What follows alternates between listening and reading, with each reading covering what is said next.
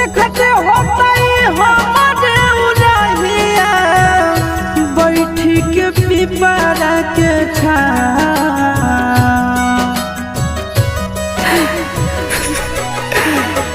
देखते होता हमारे उड़हिया बैठी के पिपरा के रुक रुक रुक अरे टरेनिया रुक रुक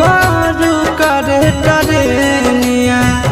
ले ले चल जनुआ के गाँव रुक रुक रुक रे टरेनिया।